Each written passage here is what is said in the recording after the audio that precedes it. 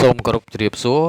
បងប្អូនទាំងអស់គ្នាដែលស្រឡាញ់ចូលចិត្តការចិញ្ចឹមមាន់ជាលក្ខណៈគ្រួសារថ្ងៃនេះខ្ញុំមានប្រធានបទមួយពាក់ព័ន្ធជាមួយនឹងការចិញ្ចឹមមាន់ស្រែបាទជាប្រធានបទចែករំលែកថ្ងៃនេះដែរគឺខ្ញុំលើកយក3ចំណុចបាទបងប្អូនបានជ្រាបស្រាប់ហើយទាក់ទងទៅនឹងការចិញ្ចឹមមាន់ស្រែរបស់យើងបងប្អូនជួបប្រទះបញ្ហាជាច្រើនរងនៅជំងឺផ្សេងមានបញ្ហាមួយចំនួនដូចជាសត្វបំផ្លាញឬក៏កត្តាមួយចំនួនទៀតដែលធ្វើឲ្យការចិញ្ចឹមរបស់យើងនឹងអត់សូវមានភាពរីកចម្រើនទន្ទឹមនឹងបញ្ហាទាំងនោះដែរក៏នៅមានបញ្ហាមួយចំនួនទៀតដែលបងប្អូនអត់គិតទៅដល់អញ្ចឹងចំណុចទាំងនេះគឺខ្ញុំបង្ហាញបងប្អូននៅក្នុងវីដេអូនេះមិនមែនជាសំណួរអីទេប៉ុន្តែជាគំនិតជាការចែករំលែកដើម្បីឲ្យបងប្អូនបានជ្រាបនិងកែលម្អកន្លែងចិញ្ចឹមរបស់យើងឲ្យបានល្អលទ្ធផលគឺយើងទទួលបានជោគជ័យនៅក្នុងហ្នឹងគឺខ្ញុំលើក3ចំណុចបាទទី1តកតងទៅនឹងទីតាំងចិញ្ចឹមនិងម្លប់អញ្ចឹងតកតងទៅនឹងទីតាំងរបស់យើងគួរធ្វើយ៉ាងម៉េចសម្រាប់មាន់ស្រែរបស់យើងចិញ្ចឹមលែងក្នុងបរិវេណដែលយើងបង្ខាំងរបងប៉ុន្តែទីតាំងយើងត្រូវរើសឲ្យវាមានទីទួលខ្ពស់ពីព្រោះមាន់កាលណាសើមកក្រិចបាទវាកើតនៅជំងឺវាឆ្លងនៅជំងឺផ្សេងបាទទីទួលខ្ពស់ហើយគឺយើងត្រូវមានម្លប់នេះជាចំណុចសំខាន់ណាបងប្អូនបាទប៉ុន្តែបងប្អូនខ្លះអត់បានគិតទៅដល់រឿងហ្នឹងទេគាត់គិតសម្រាប់តែខែប្រាំងទេបាទខែវស្សាគាត់អត់សោកខ្វល់ហើយគាត់ក៏មានប្រសាសន៍ថាខែវស្សាចិញ្ចឹមអត់កើតអញ្ចឹងណាភ្លៀងខ្លាំងដីសើមអីចឹងទៅខ្ញុំសូមបញ្ញាអារម្មណ៍បងប្អូនបន្តិចបើសិនជាខែវស្សាយើងចិញ្ចឹមអត់កើតគឺនៅពេលនោះគឺយើងមិនមានមាន់ស្រែយើងសម្រាប់លក់នៅលើទីផ្សារបងប្អូនអញ្ចឹងមានគេចិញ្ចឹមកើតគេចិញ្ចឹមកើតដោយសារគេគិតរឿងទីតាំងទីទួលហ្នឹងឯងនេះជាចំណុចមួយដែលយើងត្រូវចិញ្ចឹមមាន់ស្រែវាមានជំរឿសជាច្រើនទៀតសម្រាប់ការចិញ្ចឹមរបស់យើងក៏ប៉ុន្តែមានចំណុចខ្លះបងប្អូនយកវាធ្វើជាបញ្ហាអញ្ចឹងណាបាទហើយអត់ព្រមគិតដោះស្រាយទេយកវាជាបញ្ហាបាទមួយទៀតតកតងនឹងយើងមានទីតាំងដីទួលខ្ពស់ល្អហើយ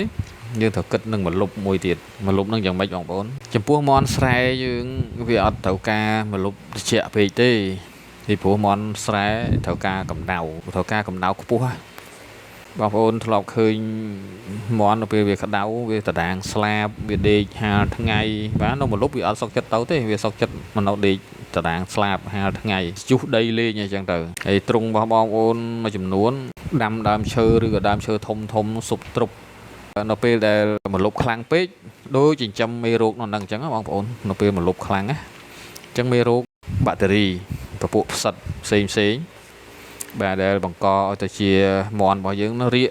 បញ្ហាផ្លូវរំលាយអាហារមួយចំនួនចង់ចំណុចនេះបងប្អូនទុកម្លប់ត្រឹមតែ30%អីទៅបានហើយបាទ30%ហ្នឹងចង់ច្រើនពេកទេបងប្អូនបាទប៉ុន្តែអត់អីទេអាចទុកត្រឹម30%ក្នុងហ្នឹងដែរយើងកុំទុកដើមឈើខ្ពស់ពេកករណីដែលយើងទុកដើមឈើខ្ពស់ជាគេថាចម្រោកសត្វស្លាបបងប្អូនសត្វស្លាបផ្សេងដែលវាហោះហើរបំលាស់ទីពីតំបន់មួយទៅតំបន់មួយហ្នឹងគឺសត្វទាំងអស់ហ្នឹងក៏នាំមេរោគយកមកដាក់នៅកឋានកន្លែងចិញ្ចឹមមាន់របស់យើងដែរបងប្អូនអញ្ចឹងបងប្អូនទុកម្លប់ឬក៏ដើមឈើដែលទៀបបាទដើមអីក៏បានដែរសំខាន់បំផុតបងប្អូនគិតថាវាទៀបអាចដាំដុះជាម្លប់បានបងប្អូនដាំវាបងប្អូនចំណុចទី2តើតើនឹងទីធ្លាសម្រាប់មាន់ដេកមាន់វាចូលដេកទៅពេលយប់បាទទីធ្លាគឺយើងត្រូវតែធ្វើឲ្យវាទលាយបងប្អូនឲ្យស្ងួតបាទយើងធ្វើមិនបានស្ងួតបងប្អូនបាទជាទូទៅកាលពីការចិញ្ចឹមមាន់បែបបុរាណយើងអត់សូវដែលគិតគូររឿងទ្រុងបាទទ្រុងវាមានសភាពធ្លុះធ្លាយទ្រុងមិនល្អជាដើមបាទប៉ុន្តែបច្ចុប្បន្ននេះអ្វីដែលគេយកចិត្តទុកដាក់បំផុតទ្រុងហ្នឹងបងប្អូនបាទដោយសារទ្រុងក៏ចូលរួមចំណែកមួយដើម្បីថែរក្សាសុខភាពរបស់មាន់ចិញ្ចឹមរបស់យើងដែរបច្ចុប្បន្នទ្រុងគេធ្វើចិត្តល្អមានខ្យល់អាកាសចេញចូលបានល្អមានកម្ដៅថ្ងៃមានពន្លឺថ្ងៃចេញចូលបានល្អអញ្ចឹងកាលណាខ្យល់ចូលបានល្អមានអុកស៊ីសែនត្រឹមត្រូវបាទកំណៅថ្ងៃចេញចូលបានល្អអញ្ចឹងទ្រុងរបស់យើងនឹងស្ងួតហើយ មួយទៀតយើងត្រូវដាក់រនាំងជុំវិញទ្រុងរបស់យើងនៅពេលដែលមានភ្លៀងខ្យល់ឯជាដើមយើងត្រូវការបិទបាំងវាអញ្ចឹងធ្វើឲ្យទ្រុងនឹងស្ងួតហើយបើសិនជាកាលណាទ្រុងនឹងសើមក្លិនលាមករបស់វានឹងវាចាប់ផ្ដើមជះឈួលឡើងទៅធ្វើឲ្យមាន់ហ្នឹងបង្កទៅជាជំងឺផ្លូវដង្ហើមផ្ដាសាយជាដើមបងប្អូនណាអញ្ចឹងទ្រុងបងប្អូនត្រូវតែធ្វើវាឲ្យស្ងួតអញ្ចឹងជំរឿសមានតែទីទួលខ្ពស់នឹងឯងហើយមួយទៀតបងប្អូនអាចមានលទ្ធភាពចាក់សាបកាន់តែល្អពីព្រោះសាបទ្រុងមាន់បើសិនជាយើងប្រមូលមាន់ម្ដង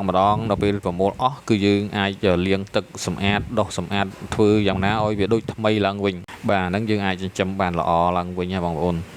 បាទចំណុចមួយទៀតតកតងទៅនឹងចំណុចទី3បរិមាណនិងទំហំមាន់ដែលត្រូវដាក់ការចិញ្ចឹមមាន់ក៏យើងមិនគិតថាចេះតែដាក់ទៅបាទបើយើងគិតពីសេដ្ឋកិច្ចបើយើងគិតពីការចិញ្ចឹមរបៀបធ្វើអាជីវកម្មគឺយើងគិតគ្រប់ជ្រុងជ្រោយបងប្អូនបាទតាំងពីគេថាដងស៊ីតេឬក៏បរិមាណនៃមាន់ត្រូវដាក់ទំហំមាន់ដែលយើងត្រូវយកមកចិញ្ចឹមអញ្ចឹងតកតងទៅនឹង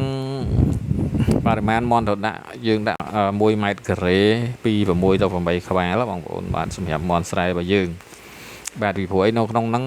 យើងមានតនើមានតនំវាសម្រាប់ឲ្យវាដេកដែរវាអត់ជាចោតជាបញ្ហាទេហើយបើសិនជាយើងគិតពីទំហំមាន់ដែលយើងត្រូវដាក់គឺយើងត្រូវយកមាន់ឲ្យវាមានសភាពស្មើគ្នាហើយមួយទៀតតកតងទៅនឹងសុខភាពរបស់វាល្អប្រសើរដូចគ្នាហើយតកតងនឹងសុខភាពគឺយើងអាចសម្គាល់មើលបានណាបងប្អូនបាទនៅពេលដែលយើងចិញ្ចឹមច្រើនឆ្នាំកន្លងមកគឺយើងទទួលបានមេរៀនច្រើនពីមុខរបររបស់យើងហ្នឹងបាទនៅពេលនោះគឺយើងអាចសម្គាល់ឃើញហើយថាមាន់ណាដែលវាមានសុខភាពមិនល្អមាន់ណាវាមានសុខភាពល្អជាជំរឿសរបស់យើងហើយនៅពេលដែលយើងយកទៅដាក់ទ្រុងចិញ្ចឹមយើងត្រូវជំរឿសបាទឲ្យវាស្មើគ្នាតាំងពីសុខភាពតាំងពីទំហំបាទហើយយើងមិនគួរដាក់តិចពេកឬក៏ច្រើនលើសលប់ពេកនោះដែរបើសិនជាយើងដាក់តិចគឺយើងខាតទីតាំងរបស់យើង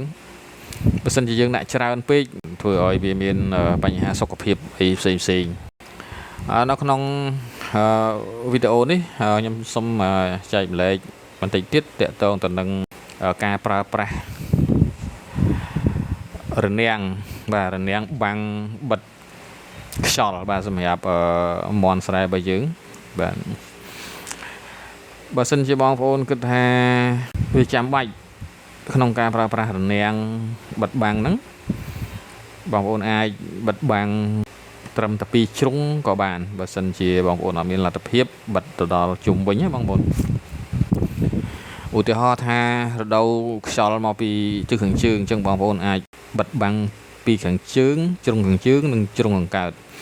បើសិនជាខ្យល់វាបក់មកពីទិសខាងត្បូងបងប្អូនអាចបិទពីខាងត្បូងនិងពីខាងលិចអញ្ចឹងក៏បានហើយបើសិនជាបងប្អូនគិតថាត្រូវតែបិទបាំងជុំវិញចំណុចនេះកាន់តែល្អបាទក៏ប៉ុន្តែមាន់ស្រែរបស់យើងមិនបាច់ចាំធ្វើដល់កម្រិតហ្នឹងទេពីព្រោះវាឈ្នះនៅការប្រែប្រួលអាកាសធាតុមួយចំនួនដែរអាហ្នឹងសម្រាប់មាន់ធំៗតែបើសិនជាកូនមាន់វិញវាអត់ដូចមាន់ធំទេបាទវាត្រូវការទីតាំងចិត្តល្អពីព្រោះវារាងកាយរបស់វានៅទុនខ្ចីបាទនៅផុយស្រួយទាក់ទងទៅនឹងការចម្លងជំងឺផ្សេងពីការបម្រែបម្រួលអាកាសធាតុហ្នឹងបងប្អូនទាក់ទងរនាំងនេះដែរគឺយើងត្រូវប្រើប្រាស់នៅពេលដែលមានភ្លៀងខ្យល់អីជាដើមឬក៏នៅពេលយប់សម្រាប់នៅពេលថ្ងៃស្លាស់ល្អបងប្អូនអាចបើករនាំងឲ្យបានជុំវិញក៏អត់ជាបញ្ហាដែរពីព្រោះមាន់ស្រែយើងនៅពេលដែលដីស្ងួតល្អអាកាសធាតុល្អគឺយើងលែងឲ្យវាដើរចេញមកក្រៅតាក់ទងនឹងការចិញ្ចឹមរបៀបលែងបាទអីបើសិនជាយើងចិញ្ចឹមលែងដែរតែនៅក្នុងទ្រុងក៏វាអត់បញ្ហាទេយើងអាចបើករនាំងទាំងអស់ក៏បានដែរចំណុចទាំង3នេះគ្រាន់តែជាការចែកម្លែកណាបងប្អូនហើយបើសិនជាមានកំហុសខុសឆ្គងត្រង់ចំណុចណាមួយអីឬក៏បកស្រាយមិនសំរុំសម្រាប់បងប្អូនអ្នកដែលមានបទពិសោធន៍ល្អជាងបាទសូមបងប្អូនខន្តីនិងខមមិនក្រោមវីដេអូនេះ ដើម្បីជាការកែលម្អបាទមុននឹងបញ្ចប់ក៏សូមជូនពរពុកម៉ែបងប្អូនជួបតែសំណាងល្អសុខភាពល្អបាទសូមអរគុណ